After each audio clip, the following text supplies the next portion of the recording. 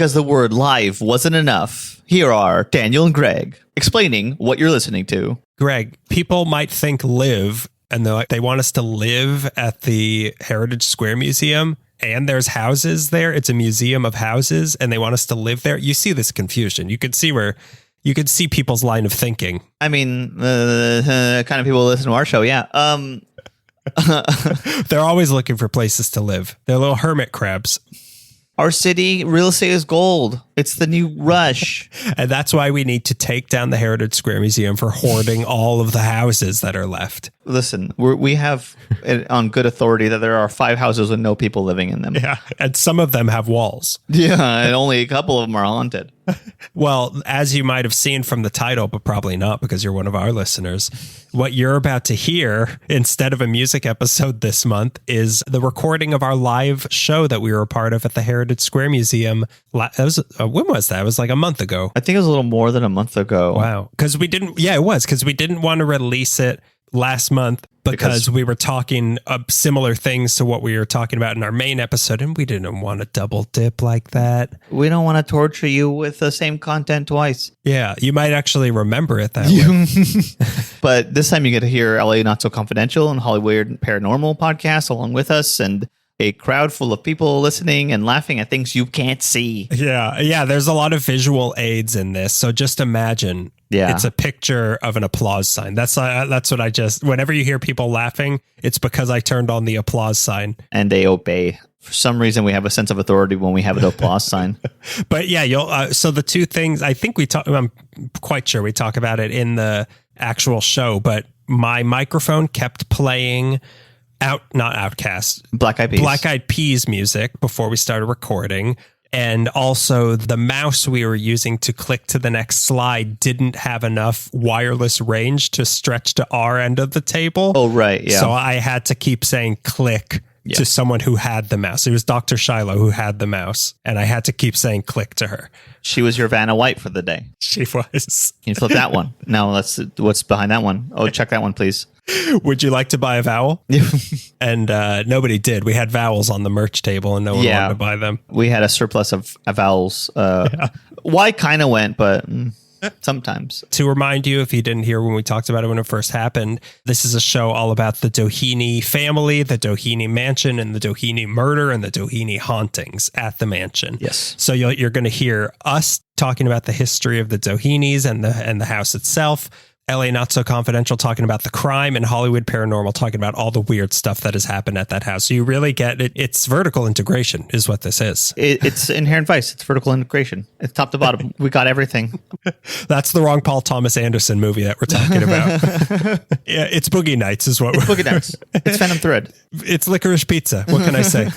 Forget it, Jake. It's Licorice Pizza. But yeah, you got the whole Doheny shebang. You get all of it for the price of whatever the price for that ticket was. I don't remember because I'm talent.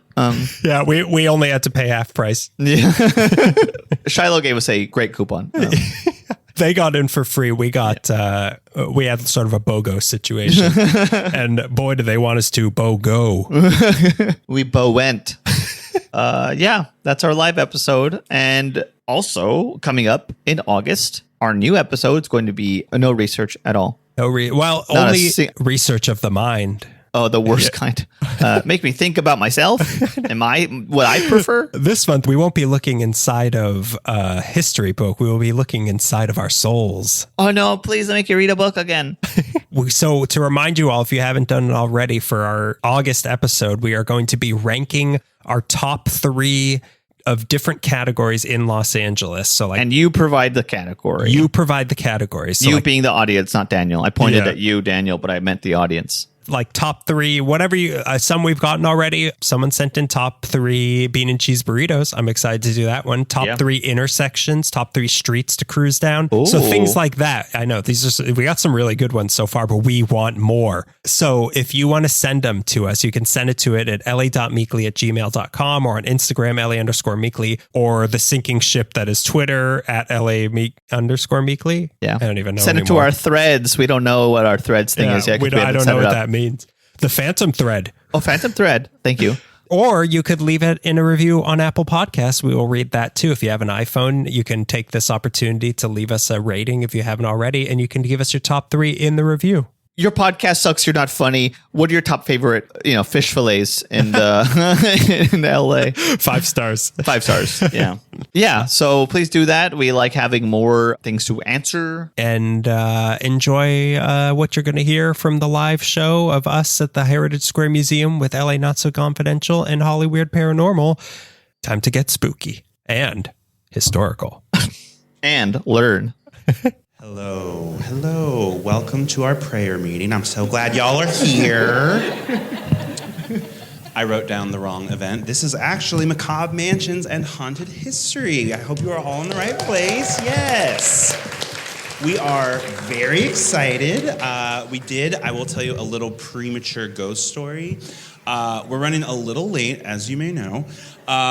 We had a microphone that was playing music from an unknown source of a 2007 Black Eyed Peas song. So if that's not haunted, I don't know what is. I'm Bryce Mitchell-Williams, for those of you that don't know. This is my co-host, Tammy Merhed Chavez, and we are the hosts of a podcast called Hollyweird Paranormal. And then I'm going to let everyone kind of introduce themselves. We'll kind of do a bit of a panel discussion. As Dr. Shiloh mentioned, there's water and snacks. And then for anyone that doesn't know, we actually are also doing a tour after this. So for anyone that wants to stay, they'll be taking groups of 15, I believe, through the houses. The Black Eyed Peas will be performing. It's very intimate. I can't believe we got them for this, but they're so generous with their time. So I'm going to pass it down, and we're going to get started. Thanks, everyone, for being here. Hey, everybody. I'm Dr. Scott Musgrove from LA Not So Confidential. This is my partner. Hello, Dr. Shiloh. Hello, guys. Take it away. Yes, if you guys are here for one of these other amazing podcasts, we're LA Not So Confidential. We're forensic psychologists, and we talk about all of that research. We have a little bit for you today in today's story as well.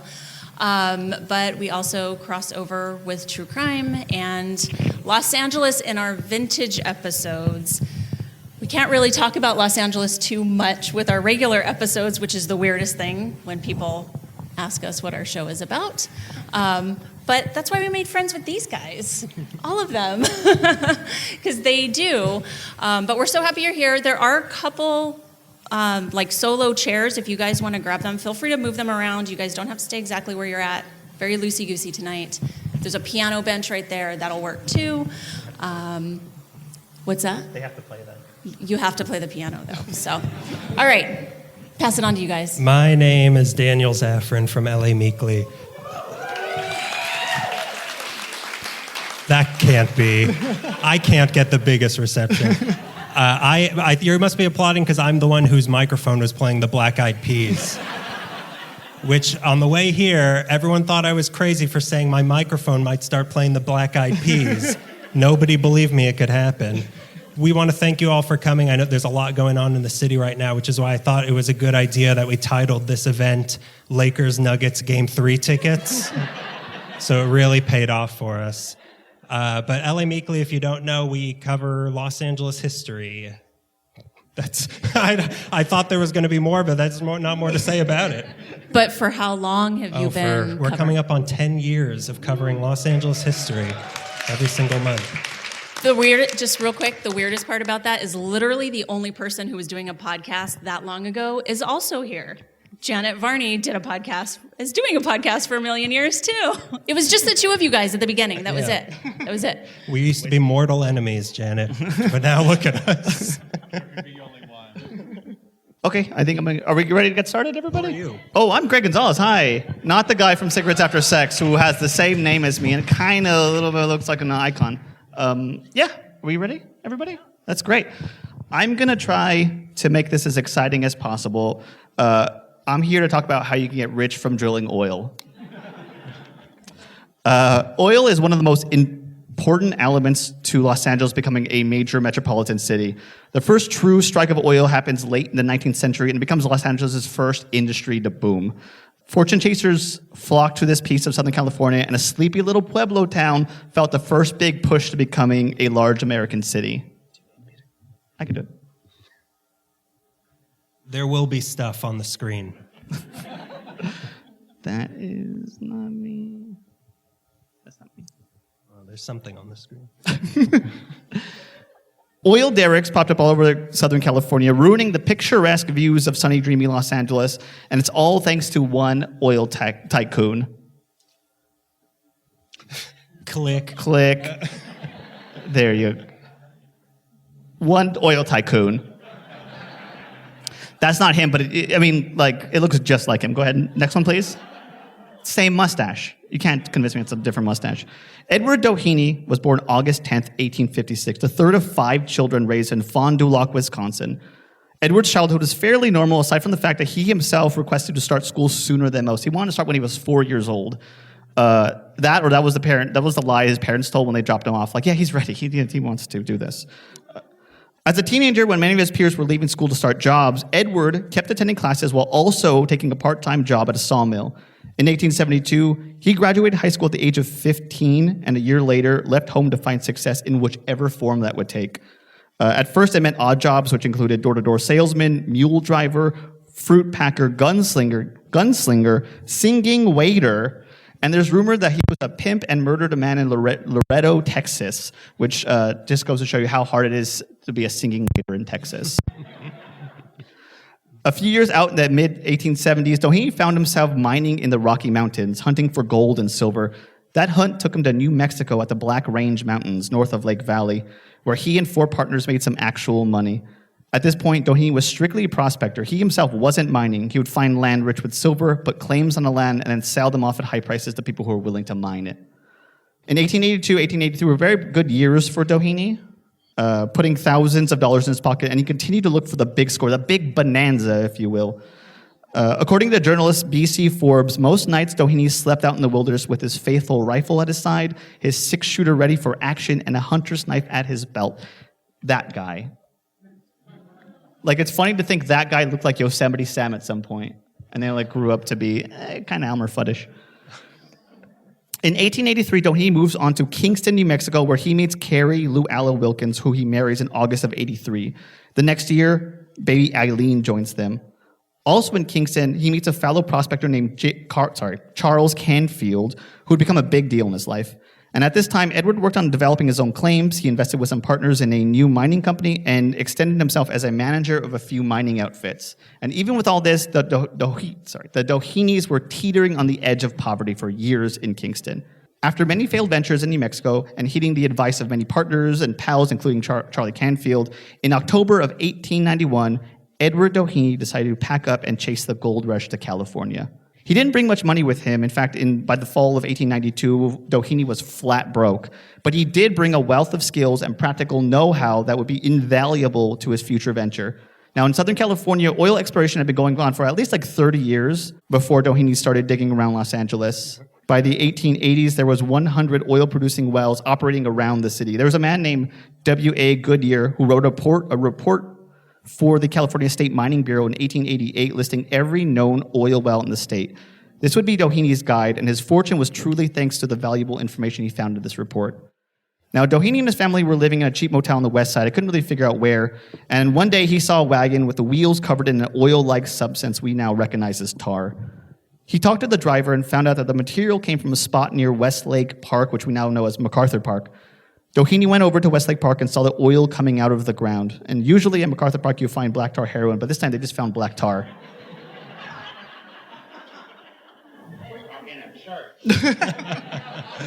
If it doesn't have a roof, it's not a church.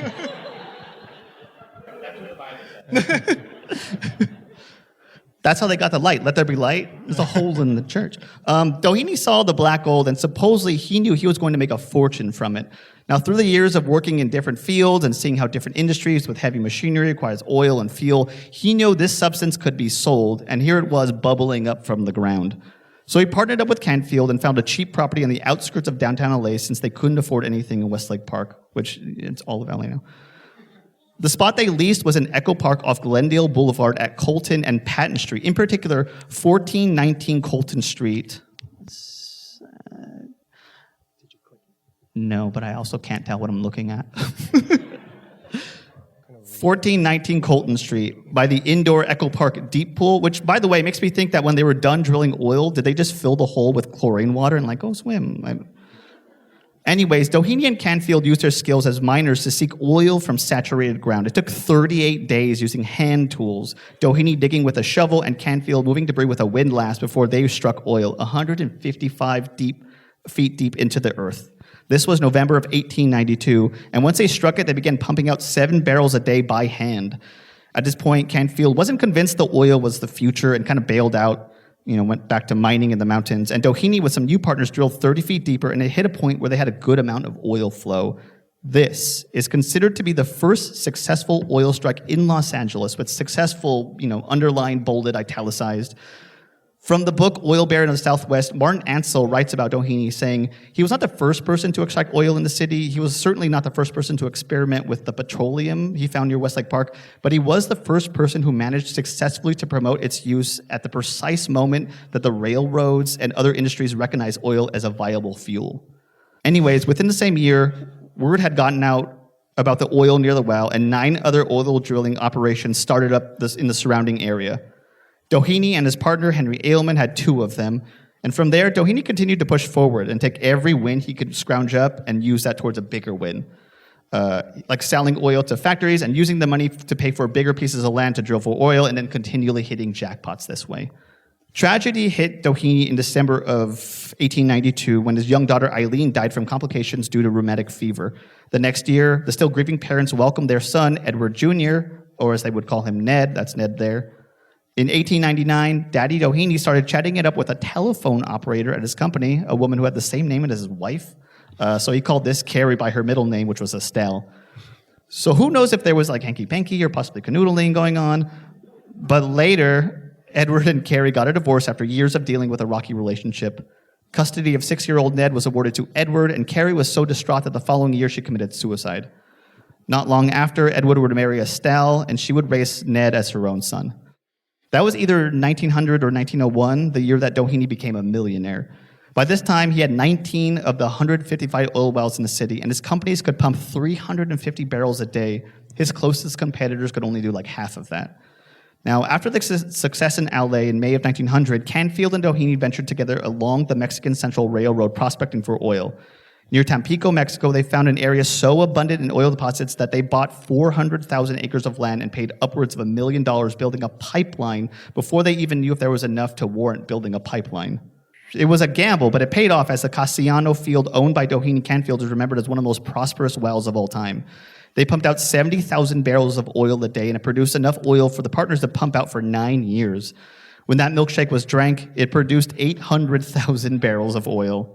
Doheny and company went on to strike wells in New Mexico and Peru, and he expanded his land in Mexico, buying up 1.6 million acres for industrial development. Doheny had one of the largest fleet of oil tankers in the world, and he was so rich at this point that during the Mexican Revolution of 1910, Doheny was able to afford to hire a private army to protect his oil wells, which lets you know what side of the Mexican Revolution he was on. By 1919, Doheny had drilled thousands of wells and controlled many oil companies fit to handle productions, most of which were, at this point, consolidated into the Pan American Petroleum Company. It's now 1920, and Edward Doheny was one of the wealthiest men in America, with a fortune estimated at $150 million, which today is $2.2 billion. By 1925, Doheny would be richer than John D. Rockefeller, who was alive at the time and did not take the news very well. He also transcended into legendary villain territory when he became the enemy/fictionalized subject of Upton Sinclair, who wrote his book Oil, partly based on Doheny and a scandal that has tarnished Doheny's legacy. We're now going to talk about the Teapot Dome scandal, which sounds so much more grand than what it actually is, which is just like bribing the U.S. government for land. We've all done it. What's the big deal? Doheny wanted to curry favor with the federal government to get rights to drill for oil in Kern County at Elks Hills and Buena Vista Hills near Bakersfield. This land was owned by the U.S. Navy, and this contract would allow him to supply oil to the military in Pearl Harbor. Now, he sent Ned and his personal chauffeur, Theodore Hugh Plunkett, to the Washington Hotel in Washington Hotel, D.C., to hand-deliver a briefcase full of $100,000 cash to the Secretary of Interior, Albert Bacon Fall, to convince him to give in to the contract. In 1924, this scandal broke and was one of the key events of what became known as the Teapot Dome Scandal. Why is it called the Teapot Dome Scandal? Well, the other man involved in the scandal was Harry F. Sinclair of Sinclair Dino Oil, it's the one with the dinosaur, which did a similar deal with Fulford Land in Teapot Dome, Wyoming, which is where the name comes from. It's not just because it was a name they threw at Daniel in high school, and he has not forgot it since. I bring up the Teapot Dome scandal so much. This is worse than the Teapot Dome scandal. You don't even know. My favorite scandal. In Wyoming, or whatever you said, because I don't remember anything but the name. Doheny, Ned, and Plunkett were all indicted, but were eventually acquitted of any charges. The only one to face any consequences was Albert Bacon Fall, who took the Bacon Fall for all this. Doheny returned to LA and was greeted by 400 supporters and the mayor, who called him, quote, a great American patriot. You're such a hero for bribing that man. Nevertheless, this scandal ate away at Doheny, who was now in his late 60s. By 1925, he started to slow down and centralize his holdings. He created the role of vice president and general manager for his son, Ned. Can we switch to the next photo of Ned? There he is. Now, you know he's an oil man now because he has a mustache. Ned was on his way to the top at this point. He got married at the age of 20 and attended USC around the same time, where he earned a degree in business and was later elected to the board of trustees and as president of the Alumni Association. After serving as a lieutenant in the U.S. Navy during World War I, he joined the family oil business as company vice president. Classic Nepo baby stuff. Around town, he was sort of the rich type that was like famous for being famous, like a Kardashian, like not Kim though, like Khloe. Like a lesser. From this trial, Edward Doheny was acquitted of the bribery charge, but was ordered by the courts to repay $47 million in settlements, taxes, and penalties. He was drowning in lawsuits by stockholders in his companies, and he became a reclusive invalid at his house at 8 Chester Place near USC for the last 3 years of his life, which would end in September of 1935. One of the biggest titans of industry in Los Angeles died with 2 stains of scandal on his name, the Teapot Dome scandal and a murder. But first, let's talk about a certain facility. Yeah, let's talk about the murder facility. Oops. Oh, I can do it. I can do it. I can click. I could do it. Greg could never do it. Click the mic. So now, before we hand it off to LA Not So Confidential to take us to the scene of the crime, let's focus for a bit on everyone's favorite part of a crime scene, the scene. This beautiful setting. So before they talk about the Doheny scandal, that wasn't the Teapot Dome scandal, let's talk about the Doheny Mansion. That's not the place called the Doheny Mansion. That's a different mansion that Dohenys lived in near USC. We're talking Greystone Mansion, as you see right there. Ooh. Ooh. So, what are the Black Eyed Peas here or something? So after all the Teapot Dome stuff, after putting his own son at risk of going to federal prison because he didn't want to go to federal prison himself, Doheny Sr. made it up to his son the only way the richest dad in America knew how. He built him a big-ass house, the one that you see there, as big a house as money could buy your son's love. This was 1926, and construction began on a 12.5-acre plot of land in Beverly Hills designed by Gordon Kaufman, who's the guy who designed the Hollywood Palladium. Oh, I can't do what Greg didn't do. I can't do it You're either. getting kicked out of the Black Eyed Peas now. I'm going to say click, and when I say click, everyone look at the screen and pretend that I clicked it. So that's the Hollywood Palladium. This guy, Gordon Kaufman, also did the second most recent LA Times building, click. Graceful. Santa Anita Park, click. Yeah, that's my favorite park in Santa Anita. And the exterior of the Hoover Dam, click, which in my opinion is the best part of the Hoover Dam. I love the exterior. Ooh. The job was a toss-up between Kaufman and Wallace Neff of Pickfair fame, click. But Doheny made them compete against each other for this job to the death. I don't have a slide for that. And also that didn't happen. What ended up being built was a Tudor-style mega mansion with 55 livable rooms, a grand staircase hand-carved out of oak, click, black and white marble floors, 7 different fireplaces, each designed by a different artist, click, 18-foot-tall windows with views all the way from downtown to the ocean, click, a toilet, click. Just one. Just one. How many do you have? I mean, I have 55 rooms myself and 1 toilet. There was a private 30-seat movie theater, click. A bowling alley, click, which will come up later. A billiards room, click. A massage room, click. A gym, a walk-in jewelry vault, a bed. Did I say premature click? I will never forget this. This is the worst thing you've done to me since putting the Black Eyed Peas on my microphone in front of everybody. I have a feeling this slide was a punchline. It's a line. I don't know if it has a punch. There was a temperature-controlled wine cellar, a bar that retracted into the wall at the push of a button because it was prohibition. Click. Oh. Keep going forward, yeah. That is the bar. There's no old man in this picture. Well, I've hidden an old man in each picture, and whoever can find it. A room used just for wrapping gifts that I couldn't find a picture of, so here's a picture of some kid rapping. Click.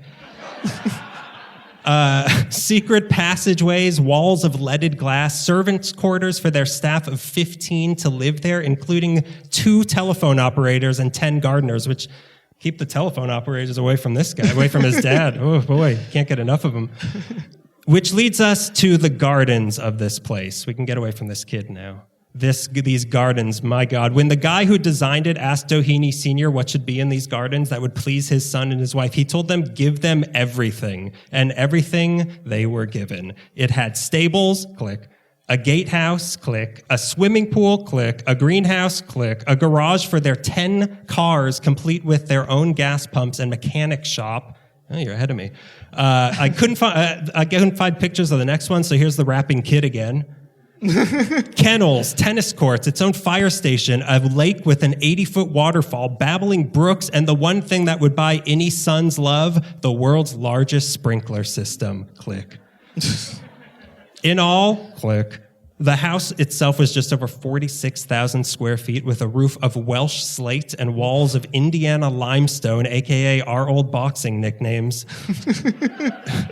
Now, the name for this house, it's really interesting. You see, they called it Greystone Mansion because the stones they used to build it were gray. If you can follow the thread. I don't know. Let's go back to the old man in the bed. Don't do that. Do not do that. It was the biggest house in Los Angeles and second biggest in the state behind Hearst Castle. It cost just over $3 million.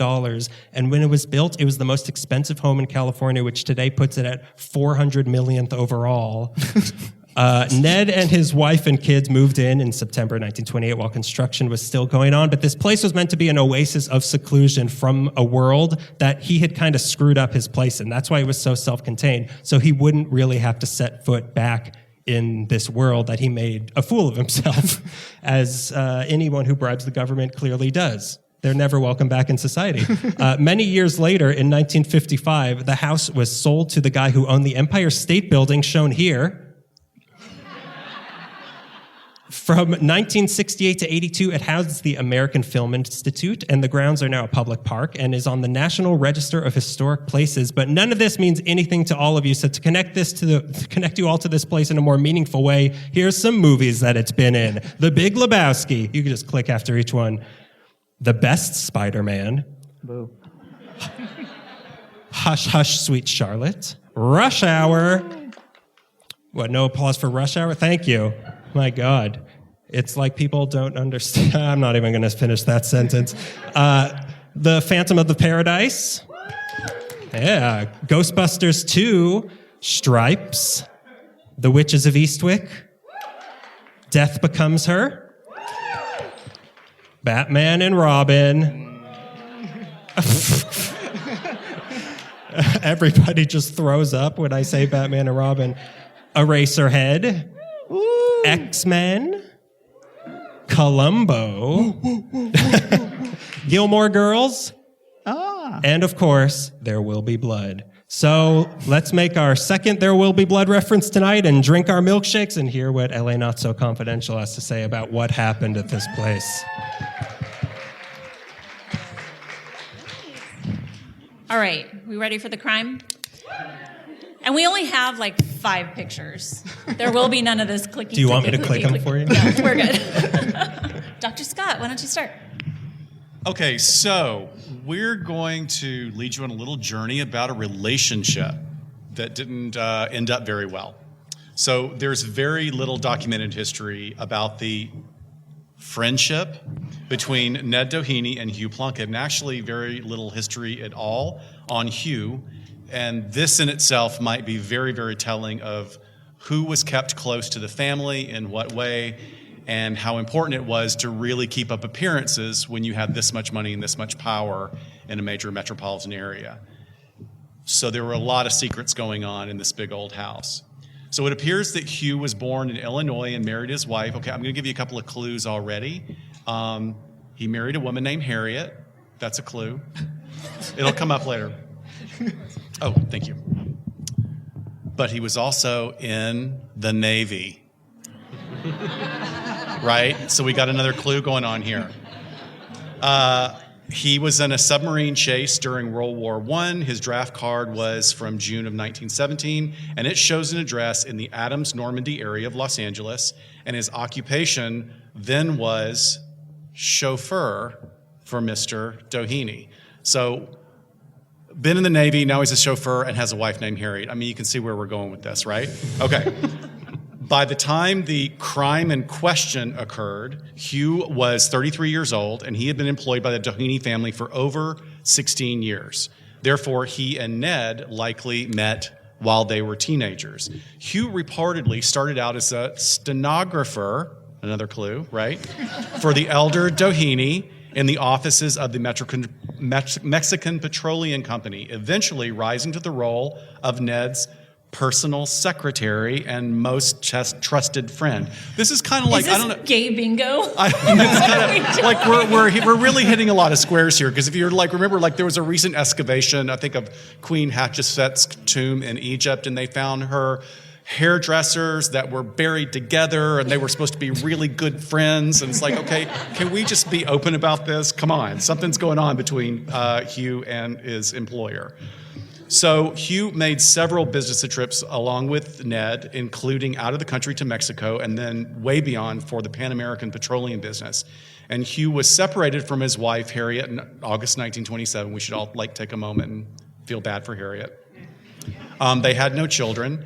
Divorce was granted to his wife in October of 1928 on the grounds of desertion. And we also know that by 1929, he was then living in an apartment alone. All right, so we're tracking so far. This is Ned Jr., Doheny's son, and then Hugh Plunkett is the one that Dr. Scott just gave us his background on. So, as Greystone was being constructed, Ned and Lucy were in and out of town a lot because the Teapot Dome scandal was happening. And so Hugh stayed behind, and he actually, can I use the air quotes, like you oversaw much of the construction process. What are these euphemisms? What are we talking about? That's my last one, I promise. I'm just kidding. So he actually stayed behind, oversaw a lot of the construction process. Every once in a while, when Estelle, the elder Mrs. Doheny, would have to go back to Washington, he would escort her back there, kind of as her bodyguard, if you will, as she was listening to the trial. But pretty much he stayed behind. He was writing checks in Ned Doheny's name to pay for the bills and pay for the house to be completed. And as the home was nearing completion in the fall of 1928, Hugh started to experience some what they called emotional problems at the time. So the family physician, very important character in the story, was Dr. Fishbaugh, and he had treated him for over a year and described him as intensely nervous. So there's a lot of very vague terms as to what the heck is going on with him. Is this still a euphemism? No. Euphemism for mental health issues, perhaps. But apparently there were a good number of stressors going on in his life. He was addicted to sleep medication. He was about to undergo some dental work. He was having some problems with his teeth.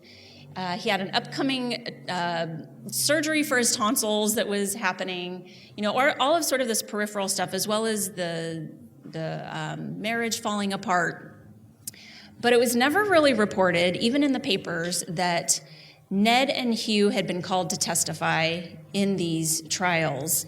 And although Ned had been given immunity, Hugh had not. So I'd be really nervous too if this very rich family who had employed me for a long time were all going to kind of, get away with this, and it was going to end up falling on somebody else, but yet you hadn't been officially given immunity. So with all of this going on, Ned and his wife Lucy move into the house with their family, 5 kids, just in time for the holidays.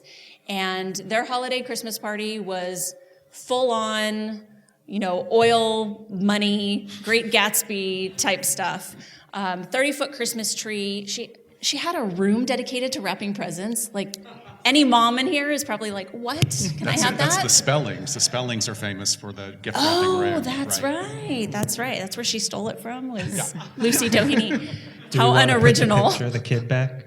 Do you want to go back to the wrapping kid? No, we're good. So they threw this Christmas party. It had 100 couples dancing to an orchestra, playing Christmas music. And this was the night that Hugh had a really bad nervous breakdown, to where the doctor, Dr. Fishbaugh, had to start treating him again. And he lived in the Doheny house for about 3 weeks while he was sort of trying to recover from whatever was going on. So by February of 1929, the Dohenys claim Hugh was completely unhinged. A boy that actually lived in the same apartment complex as him was interviewed, and he said that basically he was walking around at all hours of the day and night, slamming doors, slamming spoons down on a table, which is very specific, and throwing knives inside of his apartment. So you do have the sort of testimony of some of the people he knew well, but also some witness accounts of how he was acting pretty erratic inside of his home at this time. I'm really not sure about the significance of the spoons within the gay community. I'm just trying. Okay. In my experience, spoons have never played a big part of our knives, maybe, but not spoons. Slamming spoons sounds like a euphemism for doing heroin. I'm slamming spoons here. Spooning. Is that okay? Maybe. I don't know. So on February 16th, 1929, in the early evening, Ned, Lucy, and Dr. Fishbaugh went to visit Hugh at his apartment. And they were essentially going to attempt some sort of intervention, which was probably before this term was even used. But they were going to urge him to take a rest. Let me use air quotes again, take a rest at a sanitarium. And during this visit, Ned supposedly uttered some impulsive remarks that upset Hugh, and Dr. Fishbaugh later stated. Hugh refused. He simply sat there, almost shaking at times, hands clenched, jaw set. He said he would come out of it all right. I could see it was no use to push him further, and so I left. Ned and Lucy also left Hugh's apartment and went to the theater and afterwards returned to Greystone. At some point, Ned called Dr. Fishbaugh and expressed that he was in fear of Hugh, asking if he could come to Greystone in the case that he showed up. At about 10 p.m., as they were getting ready to turn in for the night, Hugh called. He was on the property, at the garage at the gates of Greystone, and he wanted to come into the mansion. Lucy answered and told him it was too late for his visit and turned him away. However, Hugh, of course, having run all of Greystone, had keys to the mansion, and a little while later he let himself in. Ned and Lucy were still up while their children slept. Now, Ned knew that the doctor was on his way, and he went to the guest room where Hugh slept when he stayed over to try and comfort his very upset friend. So he realizes he's here, he's not going to leave, he's made himself into the house, I'm going to have to try and de-escalate this situation to the best of my ability.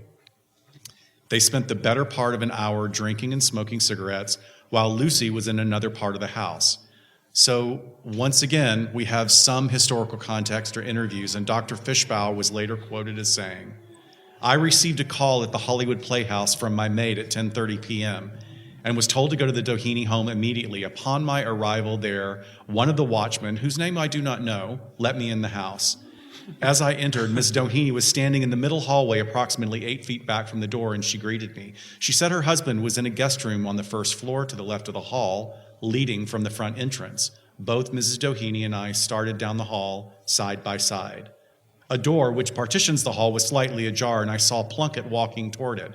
You stay out of there, he shouted at me, and he slammed the door shut. I then heard a shot. You go back, I told Ms. Doheny, and she returned to the living room, which was about 75 feet away from the guest room, which is like a third of a football field or something. Go rest over there. I pushed the door open and saw Plunkett lying on his face opposite the door to the bedroom, where I later found Mr. Doheny. Plunkett, to the best of my recollection, was fully clothed. The door to the bedroom was open, and when I looked in, I saw Mr. Doheny lying on his back, a chair overturned between him and the bed. And in regards to Hugh's behaviors and motivations, the doctor then commented, I believe Mr. Plunkett was insane, but I do not know what caused the derangement. He was not overworked and would never tell me what, if anything, was preying on his mind. To the best of my recollection, was fully clothed. Right, to the best of my recollection. Sometimes it's hard to remember. It's so difficult just to a remember, weird but she went detail. 75 feet away. Selective All right. memory there. So we have some crime scene photos here. They're very old and black and white, so they're not terribly gruesome, in my opinion, but also my opinion could be very skewed. Yeah. So both men had been shot in the head and were dead. Lucy and the doctor called Lucy's brother-in-laws and the Beverly Hills Police Department and the Los Angeles district attorney at the time, Burton Fitz. So after the men were found dead, old E.L. Doheny was also called. He was awoken at his home on Chester Place, rushed to the scene, and everybody basically warned him not to go in there, but he wanted to see his son, and upon entering the room to identify now his only son, remember he had the loss of his daughter, one of his wives, the first wife, had died by suicide. Yeah. So he's elderly by this time, in really bad shape. He collapses at the scene, so it's very dramatic. But after reconstructing the crime scene, it wouldn't have been Beverly Hills PD. So this was actually the first murder for Beverly Hills because they had just been incorporated as a city. So the DA's office and their officials, the LA officials, actually reconstructed the crime and determined that Ned was shot in the temple while sitting in a chair near the bed in the guest room, and the chair was turned over near the body, which I know is hard to see. So the first picture is the crime scene photo. The next picture is a crime scene photo from a different angle with kind of like drawings of where they think they were sitting when the crime took place. But I want to hit home. If you're a brand new police department like Beverly Hills PD at the time, calling the officials that have the experience to do it is exactly what you're supposed to do, right? So just if anyone wants to tell Boulder PD that. For those of you that don't know Dr. Shiloh very well, she's obsessed with Jean-Benet Ramsey and that entire case. Rightfully so. Yes, we got some people here that get it, right? Right? I mean, come on. And they're, never mind. Okay. Take a breath. Surprise, Jean-Benet Ramsey. All right. So let's go to this next photo of these two gentlemen looking at the gun. And I want to read you the caption underneath this photo. It's from February 18th, 1929, which is 2 days after this crime occurred. And it reads, L.T. White, left, fingerprint expert of the district attorney's office, and Ed King, investigator, are pictured examining the old-fashioned Bisley model .45 caliber gun with which Theodore Plunkett killed Edward L. Doheny, Jr., and himself. So the Bisley model is made by Colt, if anyone's interested in that. So in the aftermath, DA Fitz decided not to open a full inquest into this, closing the case very quickly, stating that the case was conclusively one of murder and suicide, and that the only official action would be an autopsy and examination of Plunkett's head. So why that is because they found gunpowder on the temple of Ned. So they realized, okay, he had been shot at pretty close range, but they didn't find any on Plunkett, who had put the gun up to his forehead when he died by suicide. And so what they were saying is that because he probably pushed the gun so close to his head to ensure that he died, that the gunpowder would be more internal, if you will. So they just wanted to make sure that as you can imagine, this time, rumors were already running wild, so they wanted to squash a lot of that by looking at the autopsy reports. So County Surgeon Frank Wagner determined that after examination that Plunkett, yes, had definitely killed himself. The firearm, however, belonged to Doheny. So interviews were also conducted with the house staff. A maid reported that she overheard the men raising their voices and heard Plunkett threaten to take his own life. And Ned was heard telling Hugh, "Come on, just get to bed," basically in an attempt to sort of wrap it up for the night, or at least until the doctor could get there. So Dr. Shiloh and I, Dr. Shiloh and I, in our podcast, LA Not So Confidential, once a month, one of our episodes is a vintage crime, and generally we like to stay within the Southern California or LA area. And one of the things that we always say about covering these vintage crimes is that you will get cases from 50 years ago that have incredible amounts of evidence. And then you'll get cases with barely any record of history, and it's all conjecture. It's all like a game of telephone. We'll get research articles from one source, we'll get newspaper articles from one source, we'll get interviews from someone else, and all of the data gets very conflicted. So as many jokes as I was making about the potential relationship between these two men, we really don't know, because the role of servants to the wealthy and powerful at that time in history was very different. So this person may very well have been considered part of the family, and as Dr. Shiloh was saying, looked like he was about to be set up to be the patsy to take the heat for all of these crimes that had occurred. So all we know is that from the interviews that were done is this was a very fragile individual at this time with a lot of pressure on him. And there's a lot of work that goes into research. And the more you look at something, the wilder it can get. There's conspiracy theories, questions, everything starts flying around. For instance, the contemporary articles will ask, well, why did Lucy call the family doctor and not the police? Well, maybe because of scandal. She wanted to address the scene before the police got involved, before the papers got involved. Any number of reasons. But even now, I myself am making conjecture about this. And if you go to newspaper reports in the days after, the real information is right there. Ned called the doctor earlier because he was fearing that Hugh would show up and didn't even know that Hugh was actually already on his way at the time. So having said that, there are very few firsthand accounts of Lucy's reports of what happened that night, and most of the narrative now is commandeered by Dr. Fishbaugh, who suddenly sort of is like the spokesperson for the family after all of this goes down, right?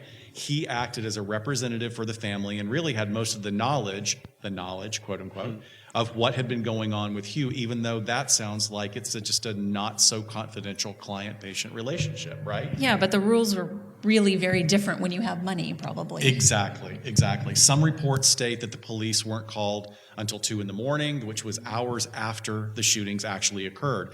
Other rumors started about Hugh's gunshot wound being to the back of his head, in the back. But again, if you go back to the original source that we cited earlier, officials reported that the coroner would be looking at the wound to the forehead.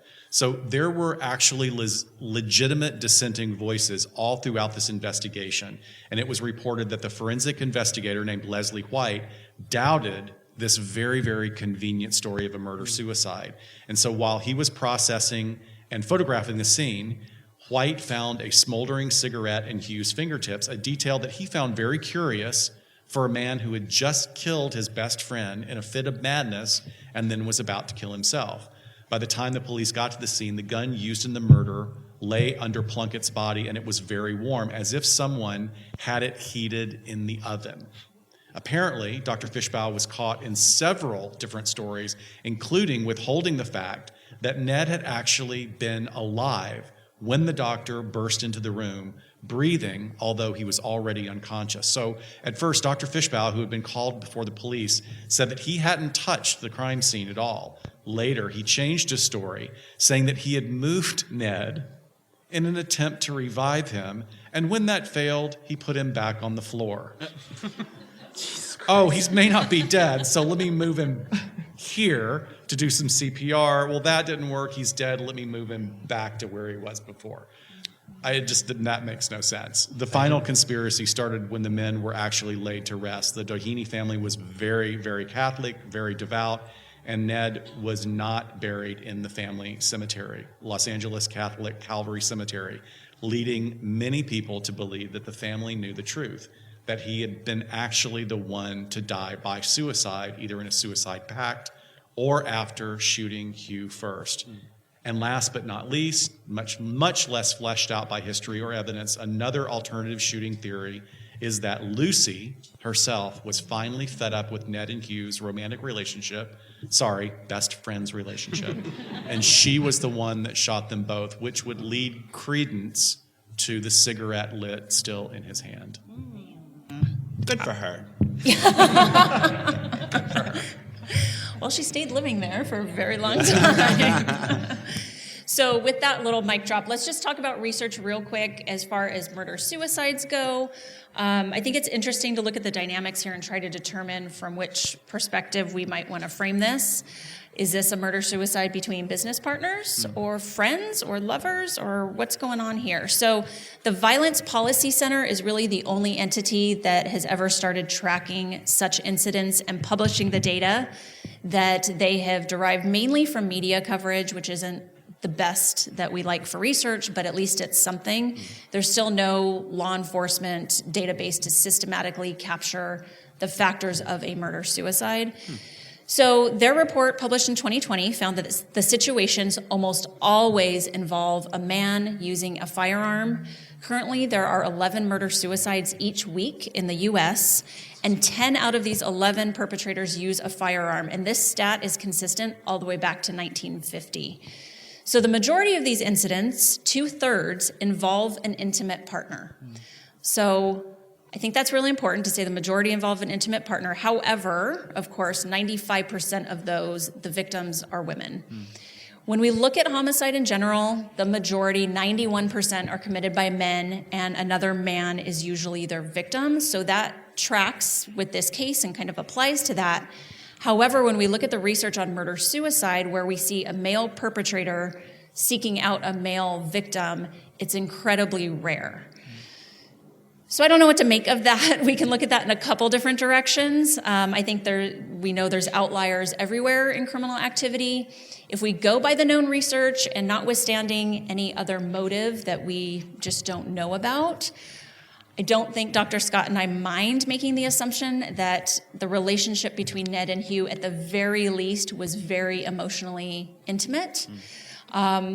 Or we have this other factor of his nervous breakdown, right? Was that a factor? Well, again, if we look at the research, as anyone who listens to our show knows, without any other factors present, individuals who are suffering from a mental health disorder are less likely to act out violently.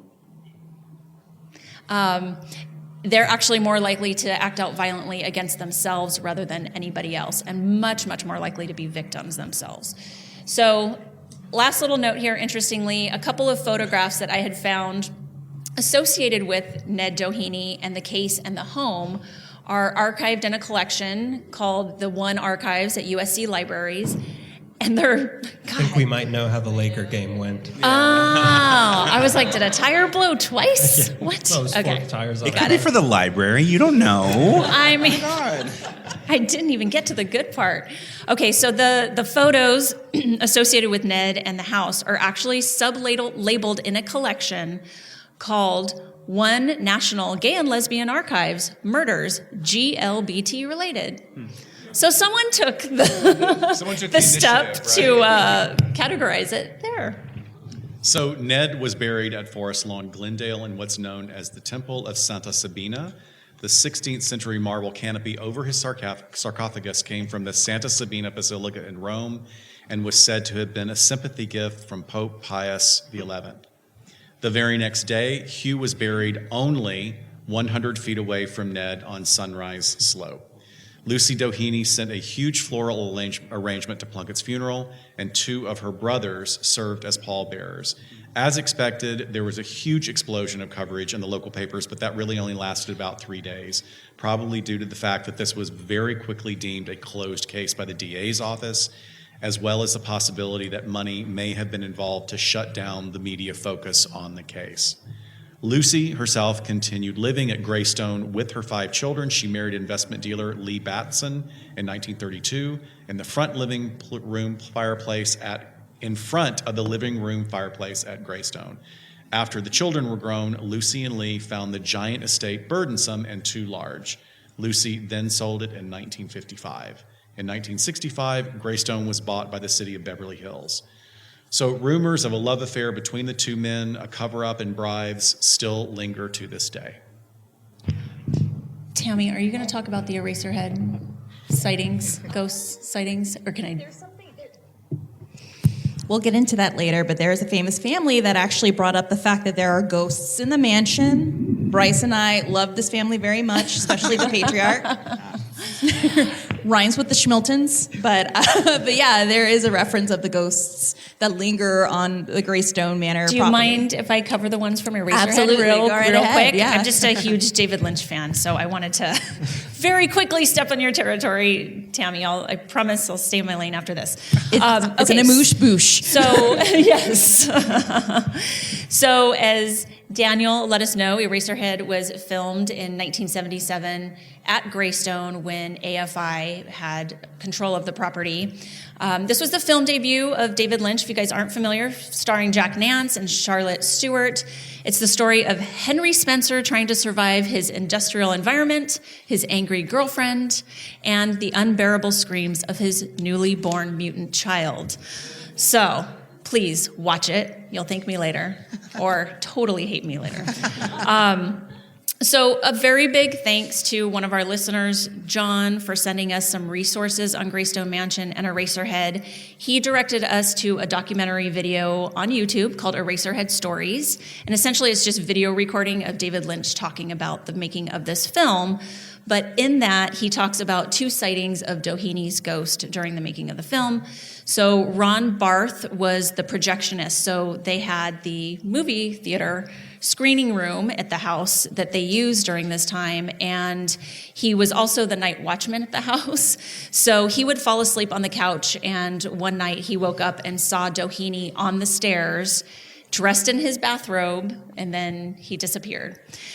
The other account is from the star Jack Nance. So he was the lead in Eraserhead, and he had wandered down. There's a little courtyard area where David Lynch had built one of the sets for The Woman in the Radiator, if you guys know what I'm talking about. So there's a little entryway into the basement that goes through the area where the laundry room was. So Jack Nance goes down there into the basement to take a nap one day. And I think you're kind of asking for it if that's what you decide to do. But in between shoots, he went go down there and sleep, and he was also awakened by the same exact figure of Doheny in his bathrobe, just standing there watching people sleep. So with that, we're going to give it over to Hollyweird Paranormal. Let's talk about some gay ghosts, y'all. I know, gay ghosts. Here we go. Like, everyone on the right is research-based and really did their work, and I am conjecture-based and queer-coded. So we're just gonna go from there. Yeah. If I grab the clicker. So when there's history and blood and crime, is there a possibility that a paranormal residue is left behind? Yes. We find plenty of them. Go to West Hollywood. Yeah. And for this matter, the Greystone Mansion is definitely one of those places. As you heard Dr. Shiloh talk about Eraserhead, there's been plenty of film, television, and shows that have been shot at this location, and tons of stories of crewmen, cameramen, ADs, and directors who have seen full-body apparitions of the Doheny family. Real quickly,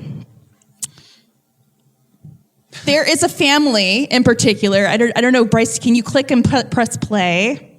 Yeah, from here. So there's a family that already knows the tea about this place. So much so that in a show called Paris in Love, Paris is warned by her mom not to go and get married at the Greystone.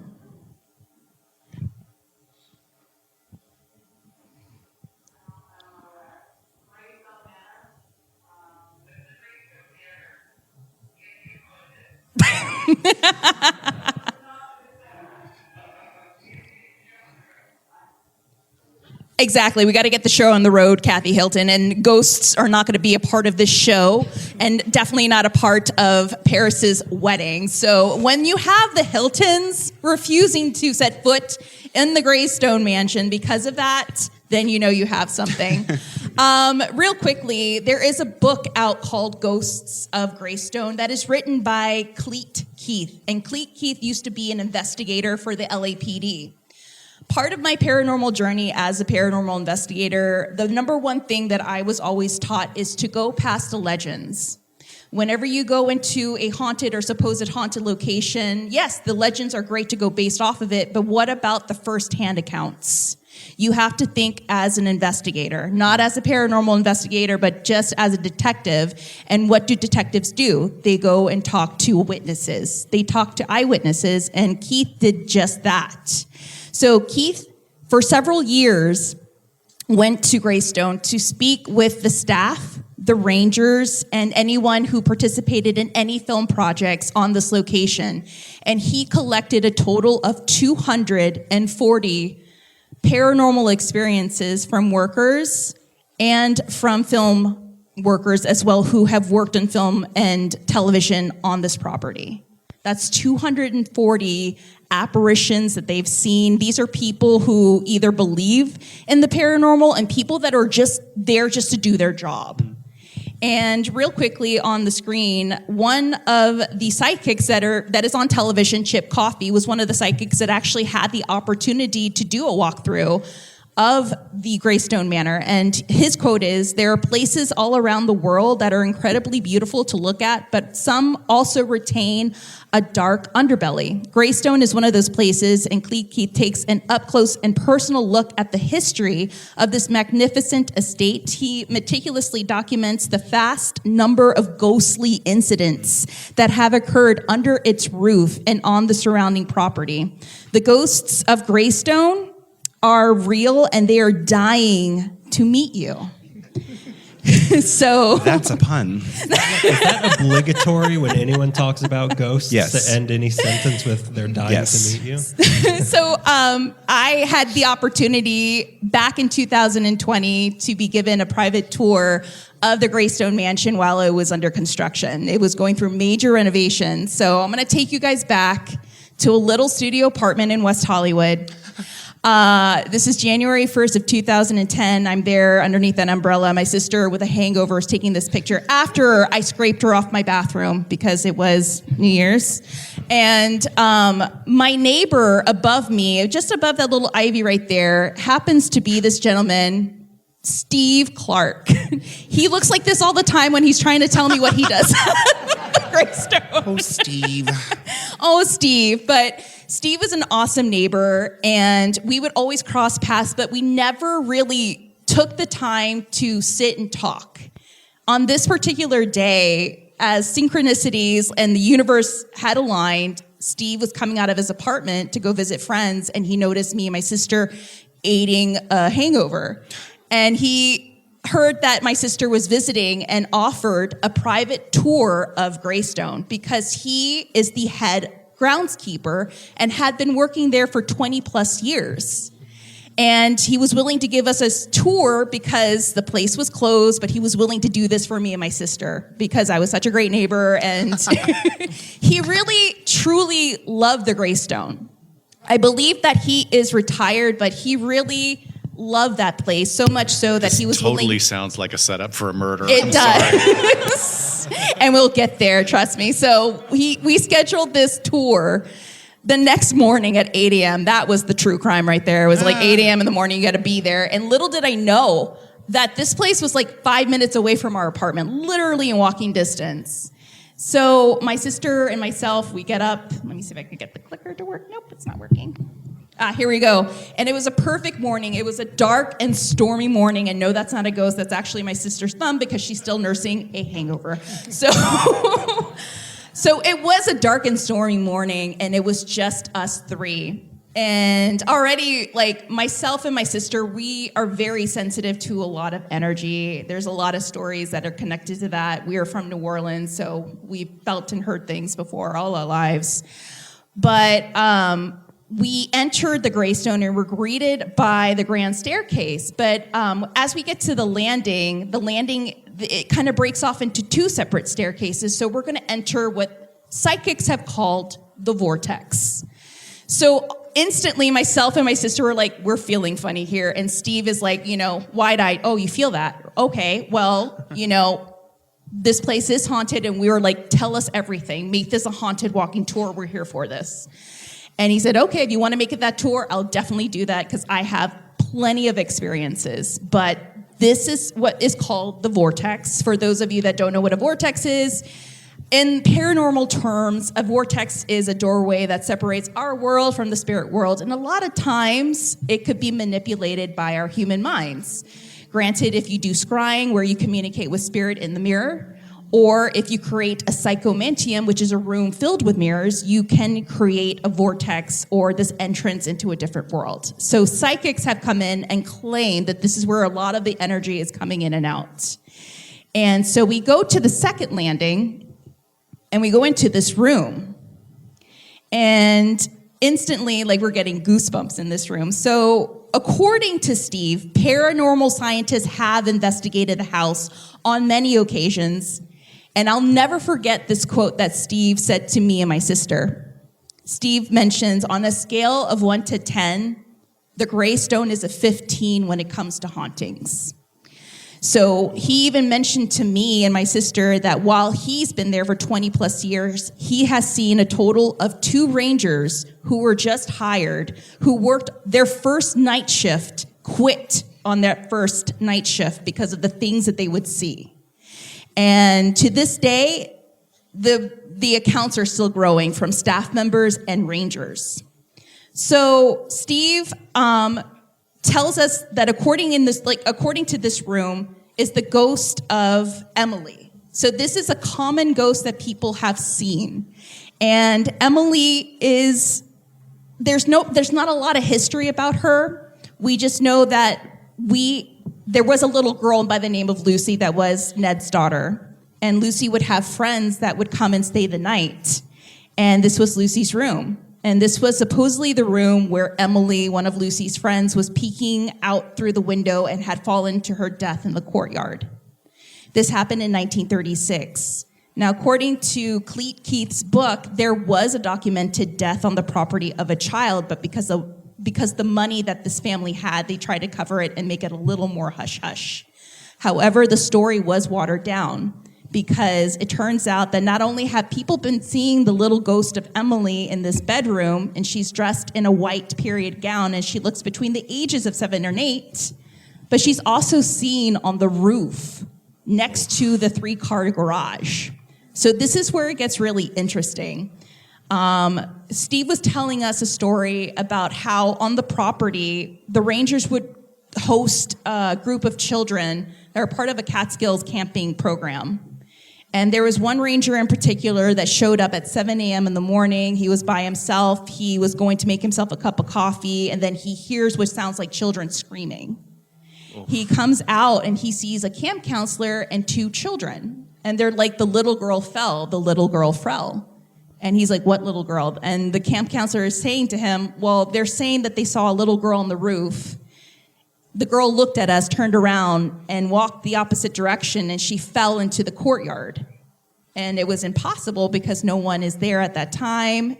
The children are just coming in, and if there were children on the grounds, how would they get into the house, and how would they have access to the second floor roof landing? So he goes around the building to investigate, and there's no little girl to be found.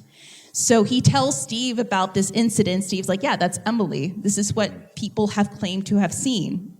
And Emily is believed to be the friend of Lucy. There's 2 stories that Emily had fallen from the roof, and the other story is that she had fallen from this window. Another thing, too, to kind of bounce off of the second floor hauntings is that Steve had brought out this boom box while we were in this room, and I thought, great, he's gonna break dance. So, because it's like there's the Black Eyed Peas with a cassette player. So Steve comes in and he's giddy. He has this like boom box, and my sister and like, right, he's gonna pop, drop, and lock it. Watch. He plays this tape. It's an incident that was recorded while filming of the National Treasure Book of Secrets. And one evening, because the film crew heard about the haunted tales, the sound guy's like, watch this. I'm going to keep like the speakers rolling. Watch, we're going to see what we can catch. So they decided to leave the sound on. And the next day, Steve and the men come in and they press play. And Steve presses play on the cassette player. And it's just the sound of crashing, banging, things being dragged. It sounded like people were in there creating chaos, and it was so loud. But when they came in the next morning, everything was in its place. And Steve said, we don't know what happened. No one broke in, because if they were to break in, the alarm would have gone off. We would have been here immediately. And everything was in its case. I mean, this is like $15,000 to $30,000 worth of camera equipment. But why did we pick up banging, late in the wee hours? So that was something that was very disturbing, and he still has evidence of that even Keith in his book documents. But we're going to move forward to another room. And during this tour, we are brought into, here we go. Pardon the clicker. I think it's being haunted by one of the Black Eyed Peas. There we go. Yeah.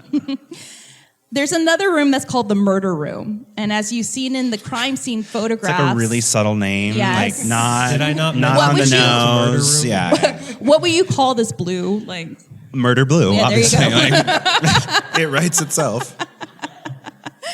So we entered this room, and myself and my sister couldn't even stand this room. She was like, I need to leave. It feels really bad. And of course, Steve's face is like the picture. He's like, oh my God, I got to tell you, this is the murder room. And we're like, great, wonderful.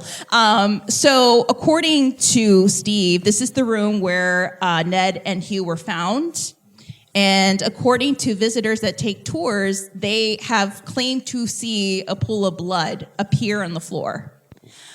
Steve said one night when he was doing his last rounds, he heard what sounded like two men arguing out of this room. And he comes in and the room is completely pitch black. Other visitors have also claimed and made complaints to the rangers and others on staff that they keep on hearing what sounds like workers arguing out of this room. And they're like, there's no one in that room. It's completely empty. So could it be possible that there is this residual haunting that is happening in this room? Something that has been left behind and in certain times can manifest. The most interesting thing about these hauntings is that they don't have a set time. They just happen at any moment, which is really, really interesting. The other entity that has been seen around this place, this is a famous one too, it's the floating butler. Or the butler with no legs. Bryce? Like, he's just trying to do his job. Like, just leave him alone. Like, wow, so mean. So this is actually an entity that has been seen by many, many people. It's been documented even by film crew. It's been documented by Steve himself. This was Steve's first paranormal experience. It was his first full body apparition. So he decided to take us through the spiral. It's like a back spiral staircase that takes you to the rec room in the bowling alley. And he brings us to the landing of the staircase. And I think we have a picture of it right here. And he's like, I was standing right here at the staircase, and I was doing my final walkthrough after an event. It was 1:30. And I'm standing right there on the landing, and I see this gentleman walk up. And he thinks it's probably someone from catering loss. So he calls out to him, but the man doesn't respond. And the closer that the man is coming up the steps, he is noticing that the man has no legs, but he's floating up towards Steve. But Steve can clearly, and I'll never forget it, could recognize every detail on this gentleman's jacket. It was like a white busboy jacket from the 30s and 40s with navy blue piping. The man had sandy blonde hair. He looked like he was in his 40s, to the point where he can even see the wedding band on the man's hand.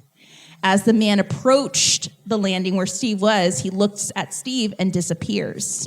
Along with Steve. Steve disappears as well. Yeah. So, but what's really interesting about Steve's story is that he told one of the rangers, and one of the rangers is like, yeah, I saw that. That's the floating butler. Like, he's always seen there at different times.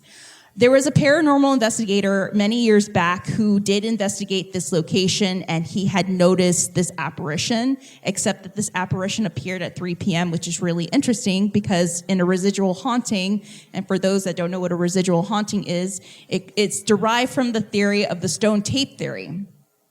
The label of the stone tape theory didn't come out until the 80s because there was a public access show in London called Stone Tape Theory, and it was a series about a group of paranormal scientists that were going to investigate a castle, and this castle was playing this recording of a haunting of a woman that was constantly seen on the stone set staircase, and they called it the stone tape because it was this constant recording. So in the 80s, they bring out this term stone tape, thus residual. So a stone tape or a residual haunting is just a constant recording of what the environment has absorbed, and that's what they think it is. But so I'm just wanting for further explanation for the audience. Are they saying that the energy then is stored in the stone of the building, and that's why so many of the older buildings like castles have these replay at certain times of the day or night? Exactly. Like it's not a real, it's not an intelligence, it's just an energy playing like a video recording. Is that accurate? That is pretty accurate, yes. But this is what they believed at the moment while they were doing their research, is like this could possibly be residual, but if it's residual, then why is it happening at different hours of the day?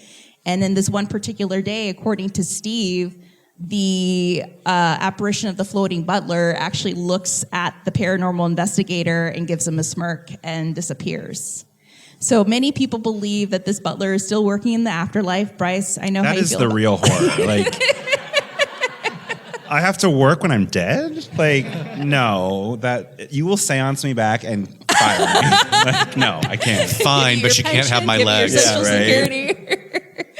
So right then and there, they decided, well, if it's like acknowledging the person, if it's happening in different hours, then it may not be a residual, could be very much intelligent. But based on what a lot of parapsychologists and scientists have picked up, is a combination of so many things. Granted, because gray stone is made with stone, could be absorbed into the stone and could be replaying certain incidents. As we go down the staircase, this is me and my sister, we were allowed to play a game of bowling, which was really, really cool. And if you see on the bottom, this is where the ending of There Will Be Blood was shot. And this is where Daniel Day-Lewis kills one of the characters. And we were like, we don't care, we want to bowl. And I think the biggest ghost story for Steve while he was like bringing us to this area was him being haunted by the method acting of Daniel Day-Lewis. Bryce, we know how you feel about that. Yeah, well, he's great. I don't know. So Daniel Day-Lewis, according to Steve, was constantly in character for his role of There Will Be Blood. It's so dumb. Look, he has Oscars and I don't, so like he's fine. Everyone's like so horrified. Like he doesn't care what I think. It's fine. And Steve was very excited that he got to meet Daniel Day-Lewis, and he was told that he had to call him by the character of his name throughout the whole time he was on set. So that's where the real haunting is. But the bowling alley is a really interesting area because this is where a lot of workers have claimed that they hear a lot of banging, they hear a lot of sounds, they hear what sounds like something is being, thrusted against the wall. They've also heard what sounds like people are playing a game of bowling. And what's really interesting about this area, too, is that Steve pointed out that the bowling pins are the original pins from 1928. And there are very few of them that actually still exist. So that is something that is original to the mansion. Now, what people have seen in this area, too, is the spirit of a little boy. So they don't know who he is connected to or why he's there, but there was a story of a maid who was brought down there to clean up and prep for a film, and she came face to face with this little boy, and she was trying to communicate with him, but the boy wouldn't speak back to her. He just smiled and disappeared. And some psychics believe that this is a reflection of a younger Ned Doheny. Maybe this is some sort of connection to his childhood. This is probably at points where he was his happiest, being able to release some energy in this particular portion of the mansion. But according to records, especially according to Keith's records, there's nothing in relation to this little boy and why he's here, but he is often seen by staff and maintenance workers. It was actually Daniel Day-Lewis in a wig the whole time. So Incredible. He's so talented. Wow. The next room is the library room and card room. Now, a lot of people are wondering, well, has anyone else seen apparitions of Ned Doheny? And it is said that he does wander back and forth in the library. Steve had told us when he brought us here that there were a couple workers who noticed a man in a dark suit, pale skin, slick back hair, and a mustache. And when he shows them the picture of Ned Doheny, they're like, yeah, that's the man I saw. And except that he's pacing and he disappears as he's pacing. So that could be something residual, or it could be intelligent. But a lot of times people see him with his hands crossed behind his back, walking back and forth in the library as if he's trying to figure out how the hell to get out of the Teapot Dome scandal. So it was Mr. Doheny in the library with the mustache. With mustache. Oh my God. I know. This is actually the card room, and immediately as I entered this room, I smelled it smelled like cigar smoke, and I was like, was somebody smoking here from the night before? Was there a film shoot? And Steve was like, that's really interesting that you bring that up, because a lot of people have claimed to smell smoke or cigar smoke in this room. So many believe that is connected to the Dohenys, but it's just this smell that just out of nowhere permeates and then disappears. Then that brings us to the final entity that has been seen by staff, workers, and visitors, and this is the tall shadow entity. Okay, but how tall? I'm really 6 single, foot so 3. okay. He's not evil. I can sense it. So towards the end of our tour, Steve tells me and my sister, you guys are sensing a lot of things. I just want you guys to walk up and down this hallway and tell me what you feel. So my sister and myself, we walk up and down this hallway. My sister can't even finish because she now all of a sudden has this massive migraine. And she has to stop and turn around and go to Steve. And I'm just walking. I'm like, whatever, okay. It feels a little off, but then I get this overwhelming smell of something rotting. It just smelled like rotting flesh. And I go back to Steve and my sister who are chatting, and he's like, that's actually very, very interesting, because there was a death in this property of a maid. So way back in the day, there was a head servant. She was in charge of all the servants and all the workers, and she was just not the nicest person. And she made sure that everything was in tip-top shape in this mansion. If you were to step out of line or do something wrong or fold the napkin incorrectly, you were going to get a beating from this woman. And her manner towards the servants was pretty physical. And there was a death on the property of a maid that had fallen asleep and didn't wake up because she had done something wrong that morning, and her supervisor had hit her upside the head with an object. And this poor maid was like, I need to lay down, which we know is something you don't do. Well, she goes and lays down in her quarters, and she never wakes up. I'm sorry, so this is a murder? Yeah, Wait, what? don't hit your maids either. Don't fall asleep when you have a concussion, Service but don't hit your deaths are maids. already suffering already. So yeah, that is, like I said before, this family has a lot of money, and they have a lot of money to also make things go away or to keep things in the down low. Just like the poor, death of Emily, we didn't hear much about it. There is documentation of those deaths, but there hasn't been any documentation in the papers, which is really, really interesting. But people who have traveled near the servants' quarters have felt a very unnerving sensation of a migraine coming on. They feel like someone is hitting them on the head, and without even knowing the story. And that is something that my sister felt too. She felt this immediate migraine, and when she left that area, it just kind of dissipated, which was really interesting. People have also smelled like something rotting, like flesh, but people have also seen this 6 foot, 7 foot tall shadow figure, which they believe is connected to the head of the servants, who is still there, making sure that everything is still running in tip-top shape. So those are pretty much the most commonly seen entities of the Greystone Manor. I highly recommend that you read Cleet Keith's book of Ghost of Greystone, because he really dives deep into the research. He even mentions that the Historical Society of Beverly Hills, along with the Historical Society of the Greystone Manor, have confirmed its hauntings. They believe that this place is 100% haunted. But I want to end with this note in just conjunction with everything that we discussed. And this is from our friend Jeff Belanger, who is a haunted historian based out of the East Coast. History is like ghosts, and it demands to be remembered, and they demand to be remembered at the Greystone Manor. And that is our presentation.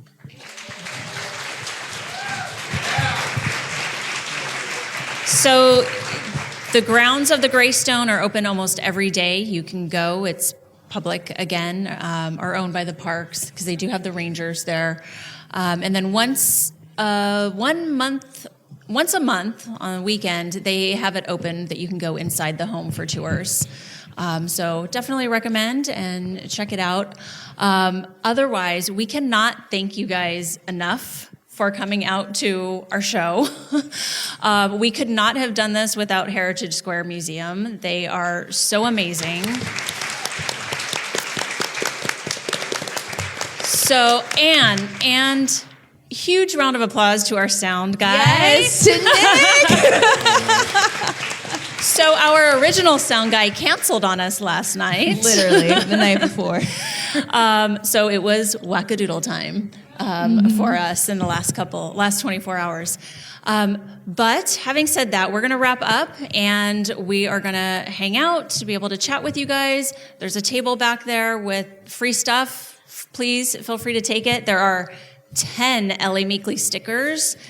Do not rush the table to get those. We had a big crowd earlier that took a lot of them. That was what happened. We got mugged. But most importantly, the house tours. So again, we can take about 15 people at a time at the most. Josh Hale House, is that what we're doing? Oh, beautiful. So they're opening 2 houses for us. Those are the most active. Simultaneous? One at a time. All right. Okay, so 20 people. If you want to get in on that, we can start that right away. And if some folks want to hang out here, if not, if you want to go straight over to the house tours, Josh is going to be your guide. He's amazing. He knows all the haunted Josh stories. Rubenstein, he's really great. So again, thank you guys so much for coming out. Thank we you. appreciate all of you. Thank you, guys.